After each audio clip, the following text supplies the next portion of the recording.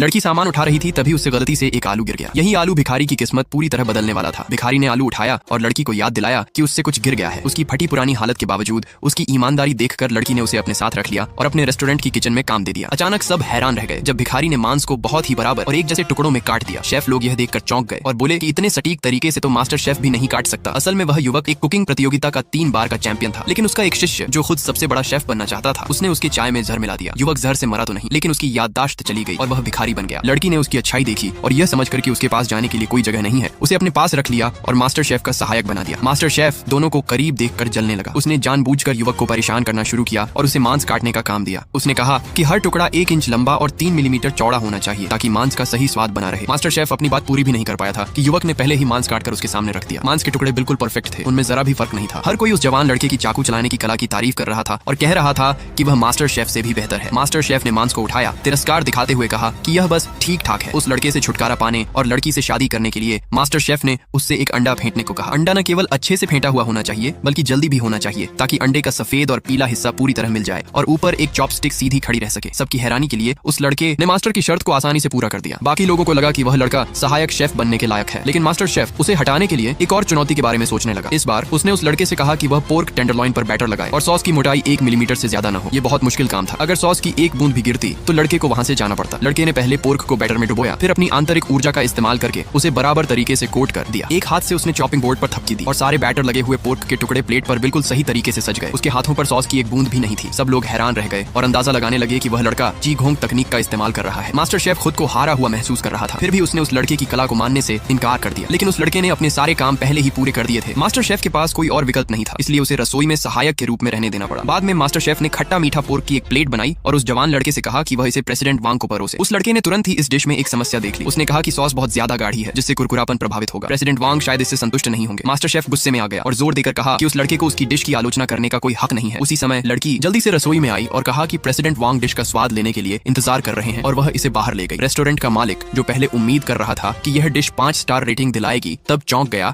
जब प्रेसिडेंट वांग ने इसे थूक दिया और इसे घटिया बताया। मालिक को विश्वास नहीं हुआ और उसने खुद डिश चखी और सच में स्वाद में कमी थी। उसने लड़की से कहा कि रसोई को एक नई सिग्नेचर डिश बनाने के लिए कहे, लेकिन मास्टर शेफ जो रेस्टोरेंट का सबसे कुशल रसोइया था ने दावा किया कि खट्टा मीठा पोर्क उसकी खासियत है। बाकी शेफ को शक था कि वे ऐसी डिश बना पाएंगे जो प्रेसिडेंट वांग को संतुष्ट कर सके। उसी समय वह जवान लड़का चुपचाप सामग्री काटने लगा। मास्टर शेफ ने उसे रोकने की कोशिश की और कहा कि अगर नई डिश भी बनाई जाएगी तो यह उसका काम नहीं होगा। लेकिन जब लड़की ने उस नौजवान की चाकू चलाने की कला देखी तो वह प्रभावित हो गई। उसने फैसला किया कि वही यह डिश बनाएगा और उसने रेस्टोरेंट का भविष्य उसके हाथों में सौंप दिया। नौजवान ने एक चिकन लिया और उसे तैयार करना शुरू कर दिया। इस बीच मालिक प्रेसिडेंट वांग के गुस्से को शांत करने की कोशिश कर रहा था।